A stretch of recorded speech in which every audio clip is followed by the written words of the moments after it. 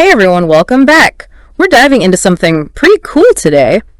The reasons why people learn English. Okay. We're going to be looking at this podcast episode called Why English is Very Important to Learn. And yeah, Daniel and Emma are the hosts. So I've heard of them. Yeah, so we're going to kind of unpack their insights and some of the stats that they share. Right. And hopefully by the end of this deep dive, you'll have like a fresh perspective on English. Right. Whether you're like a total language enthusiast or you're just curious about, you know, how it impacts the world. Absolutely. And I think what's interesting about the podcast is that it goes beyond just, you know, the typical reasons why you might learn a new language. Yeah. They really look at how English is like a bridge between cultures and like a tool for getting information. Yeah. And even, you know, the cognitive benefits of learning it. Okay, so the podcast starts off with some pretty amazing numbers. Did you know over 1.5 billion people across the globe speak English? Wow. Yeah, and it's an official language in over 50 countries. That's incredible. That's a lot. It is. It's a huge part of the world. And what's really interesting that Daniel and Emma talk about is that it's not even just people whose first language is English. Right. It's a lingua franca, which basically means... Yeah, what does that even mean? It means that it's like a common language that people use, even if it's not their native tongue. Gotcha. So like, think about like aviation, for example. You have pilots and air traffic controllers from all over the world. Yeah. And they need a way to communicate clearly. Right. For safety and everything. Exactly. So English is that like universal language that helps prevent misunderstandings. Wow. That's a really good example. It kind of makes you realize that English is like more than just words. You know, it's like this tool that helps people from different countries work together. For sure. Yeah. And you see that in so many other fields too, like business and science. Yeah. And even like, you know, international relations. Right. Diplomacy. Like all these areas where people need to understand each other. Yeah. English is what makes that possible. Okay. So I've always thought about, you know, learning English as mainly for travel and maybe for business. Right. But the podcast also points out that English is kind of like the dominant language online. It is. Like over 60% of internet content is in English. Wow, that's a lot. So doesn't that create a kind of a digital divide? You know, like... That's a really good point. If you don't speak English, are you kind of missing out on a lot? Yeah, I mean, imagine if you could only access like a tiny fraction of the internet. Right. Because you didn't speak English. Yeah. Like you'd be missing out on so much knowledge and so many different viewpoints. It's like you can only go into one room of the library. Right, exactly. Yeah. And in our world today, like we do so much online. Yeah. So that limitation could be a real problem. So knowing English really does open up like a whole world of possibilities in the digital world. Totally. And that makes me think about like career opportunities too. Yep. The podcast mentions how a lot of companies, especially global companies, require you to speak English. They do. And it's not just like big corporations either. Even for freelancers or if you're an entrepreneur, Right. being fluent in English can make a big difference. How so? Well, think about platforms like Upwork and Fiverr. Okay. Yeah. You know, if you can speak English, you can connect with clients all over the planet. That's true. You're not just limited to your own country. Right. Okay. So yeah, from a practical standpoint, I guess it's not just like a nice thing to have anymore. Right. It's really becoming essential for success. Absolutely. But I'm curious about what the podcast said about the less tangible benefits of learning English. Right. Like the stuff that's not so obvious. Okay, well, this is where it gets really interesting. Okay. They talk about the benefits of being bilingual for your brain. Oh, right. Which applies to learning any second language, not just English. Right, of course.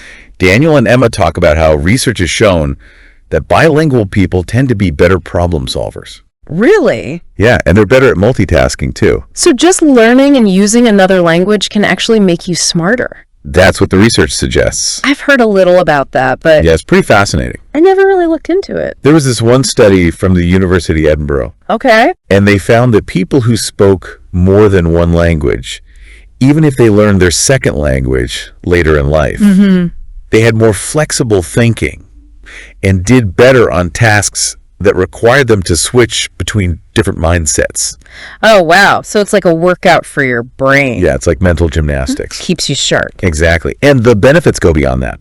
Oh, really? Yeah. The podcast also mentions research that suggests that bilingualism might help delay the onset of certain types of dementia. Like Alzheimer's. Exactly. Now, that's something I definitely didn't expect. It is remarkable, isn't it? Yeah. Just the idea that engaging with another language could have such a big impact on our brains. Right, and even potentially protect us from cognitive decline. Okay, I have to admit, this is really changing how I think about language learning.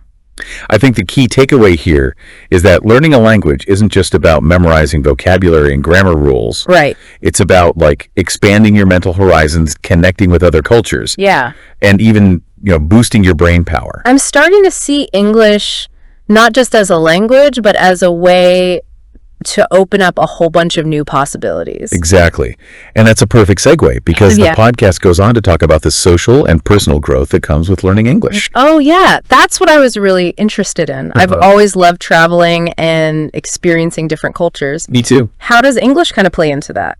Well, Daniel and Emma emphasize how English allows you to connect with people from all sorts of backgrounds. Right. You can make new friends and broaden your horizons in ways you might not have imagined. Right.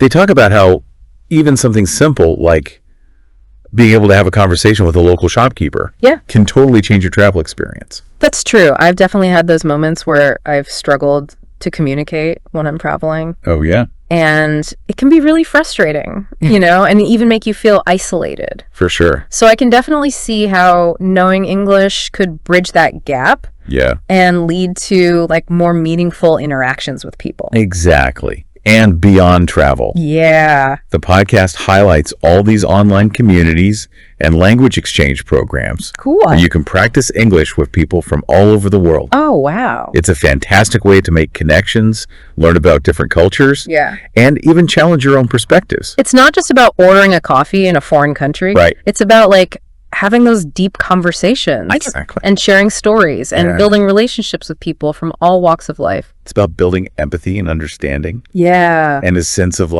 global citizenship. That's awesome. Yeah. So we've talked about how English is a global language, the digital advantages, the career opportunities, and even the cognitive and social benefits. Yeah, it's clear that knowing English opens up tons of possibilities. It really does. But for someone who's just starting out, on their English learning journey, it can feel pretty overwhelming. Oh, yeah, for sure. What kind of practical advice did the podcast hosts offer? Well, they had some great tips. Okay. Their main message was to focus on consistency rather than perfection. Okay. They said that making mistakes is actually a really important part of learning. That's reassuring to hear because I've always been so scared of making mistakes when I speak another language. Yeah, they really stressed that you shouldn't let fear stop you. Right. They even said that you should embrace those mistakes as opportunities to learn. That's a good point. But even with the right mindset, finding the time and motivation to learn a new language can be hard. For sure. It can be a challenge. It's a lot of work. Yeah. So Daniel and Emma recommend using all the resources that are available to us these days. Like what? Well, they talked about incorporating English into your daily routine in fun ways. Okay, give us some examples. Like listening to English music or podcasts while you're commuting or working out.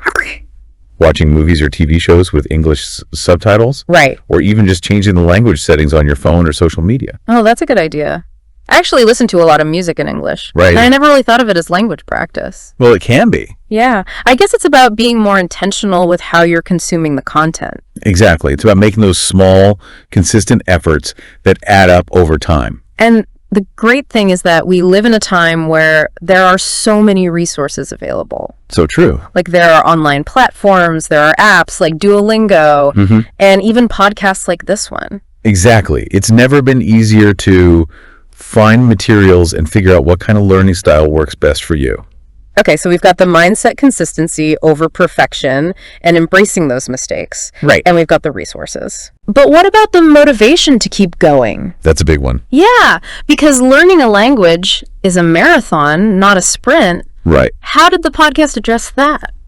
Well, they wrapped up their episode with a really inspiring message. Okay. They emphasized that every single word you learn is a step closer to opening up new opportunities. I love that it's you're collecting keys to open all these doors. Exactly. But I want to take their message a step further. Oh. They talk about English unlocking new doors. Right. What's one door that you, our listener, would love to open with the power of English? It's a great question, and I think the answer is different for everyone.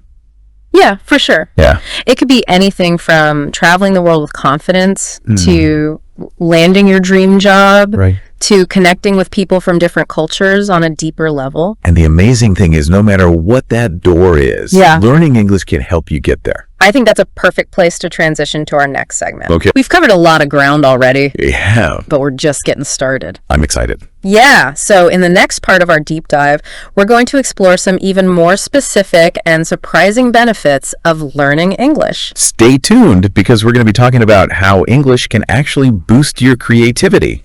Wow. Enhance your memory, and even improve your decision-making skills. I can't wait. It's going to be good. Okay, so we're back. And, you know, while I was getting ready for this deep dive, I came across some research that, like, totally blew my mind. Oh, really? What was it? Apparently, learning English, or any new language for that matter, can actually make you more creative. It's true, and it makes sense when you think about it. Learning a new language kind of forces you to think differently. Right. You know, outside of your normal ways of using language. So it's almost like you're rewiring your brain. Yeah, exactly. Creating new connections. I've always felt like when I travel to new places and experience different cultures, it kind of sparks my creativity. Right. Is it similar to that at all? Absolutely. Because when you immerse yourself in a new language, you're also being exposed to new ways of expressing yourself. New metaphors, new cultural references. So it's like you're adding all these new colors to your creative palette. Exactly. Okay, but how does that actually translate into real-world creativity? Like, does it actually make a difference? Well, there have been studies that show that bilingual people tend to be more innovative when it comes to problem solving.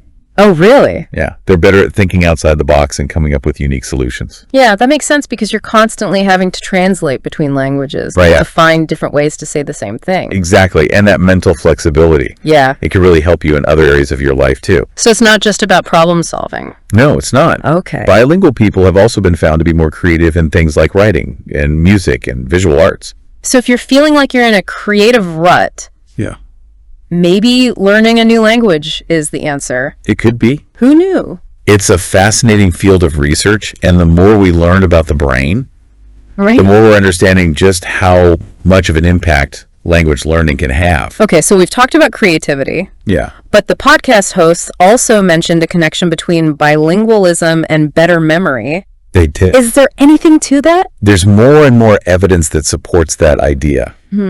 Learning a new language is like a workout for your brain. Right. It strengthens those cognitive muscles. Yeah. Especially the ones that are involved in memory and processing information. Okay, so how does that work? Well, when you're learning a new language, your brain is constantly being challenged to remember new words and grammar rules and how to pronounce things. Okay. And all that active engagement helps to build and maintain the connections in your brain. Yeah. Which improves your overall memory capacity. So it's like any muscle in your body. Yeah. The more you use it, the stronger it gets. Exactly. And studies have shown that bilingual people tend to have better working memory. What's working memory? It's the type of memory you use for tasks that require you to hold information in your mind and manipulate it. Okay. Like when you're solving a math problem or following complex instructions. I could definitely use some help with that. And it's not just about short-term memory either. Oh, really? Bilingualism has also been linked to a lower risk of developing age-related memory decline. So learning a new language is like a long-term investment in your cognitive health. I think it is. That's pretty cool. It's a very valuable investment. Now, this next one really surprised me. What's that? The podcast hosts mentioned something about improved decision-making skills. Yes. I mean, how can learning a new language possibly make you a better decision maker? I know, it might seem strange. Yeah.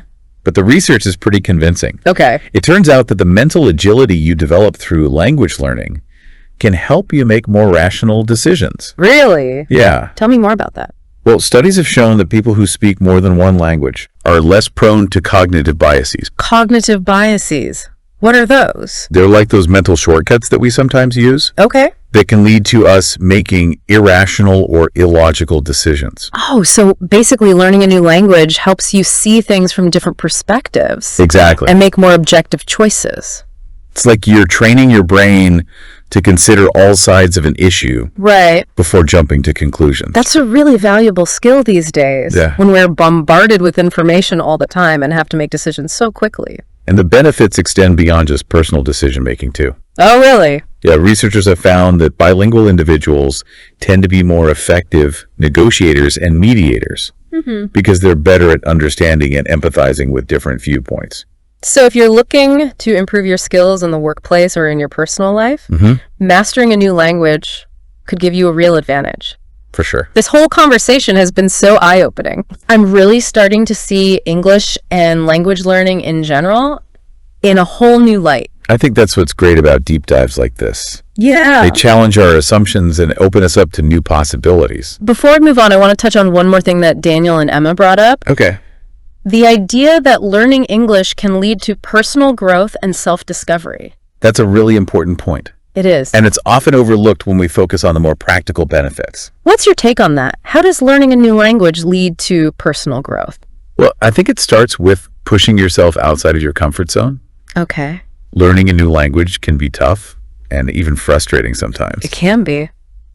But it's through those challenges that we grow and discover new things about ourselves. I can definitely relate to that. I remember when I first started traveling internationally, I felt so out of my element. Right. But through those experiences, I gained confidence and independence and like a whole new perspective on the world. Exactly. And language learning can have that same effect. It forces you to face your fears, to embrace the unknown, and to develop what's called a growth mindset. And in the process, you might even discover hidden talents or passions. Absolutely. That you never knew you had. Learning a new language can open up this whole new world of literature, music, film, art that you might not have been exposed to otherwise. It's like you're expanding your universe. Exactly. Both internally and externally. And that's what makes language learning so much more than just a practical skill. Right. It's a journey of self-discovery. Yeah. A way to connect with the world and with yourself on a much deeper level. I love that. So we've covered a lot in this deep dive. We have. We've explored the global reach of English, the digital advantages, the career opportunities, the cognitive benefits, and even the potential for personal growth. Yeah. But I think what's really stood out to me is this idea that learning a new language, especially English, is about so much more than just vocabulary and grammar. Right. It's about unlocking all these possibilities and going on this journey of lifelong learning and discovery. I couldn't agree more. So as we wrap up our deep dive into, the reasons to learn English, I'm curious what really stood out to you anywhere. That's a good question. I think for me, it's just how everything is connected. Okay. Like we started by talking about English as a global language. Right. But as we went deeper, it became clear that it's about so much more than just communicating, Yeah. It's about access to information and cultural exchange. And like we talked about, those cognitive benefits and even personal growth. I agree. It's like this thread that connects so many parts of our lives. Totally. And I think that's what makes this deep dive so valuable. It's not just about learning English for a specific reason, like to get a job or to travel. It's about understanding how much of an impact it can have on us. For sure. In ways that we might not have even thought about before. Exactly. And that brings us back to the question we asked earlier. Like, what door would you want to open with the power of English? That's the big question, right? I think this deep dive has given us a lot to think about. Yeah. It really has. In terms of what's possible. And it could be anything. It could. It could be connecting with people from all over the world. Yeah. Or pursuing a passion or just, broadening your understanding of the world. The possibilities are endless. And the key is English. Yeah. And remember, even those small, consistent efforts that we talked about, they can really pay off over time. They do. Don't be afraid to start small. Embrace the mistakes. Yeah. And find the fun in the process. Learning a language should be enjoyable. Exactly. It shouldn't feel like a chore. I think that's a great takeaway. Yeah. Learning English isn't about reaching some kind of final destination. Right. It's about the journey. It's about constantly exploring and discovering new things. I love that. So to our listeners out there, what's that first step you're going to take? What's that one thing you can do today to start incorporating more English into your life? Maybe it's listening to an English podcast or watching a movie with subtitles or even just chatting with someone online. Exactly. Just take that first step. Yeah. Don't be afraid to challenge yourself. And get ready to unlock a whole world of possibilities. I love it. Awesome. Well, that's it for our deep dive today. Thanks for having me. Thanks for joining us. And until next time, happy learning, everyone.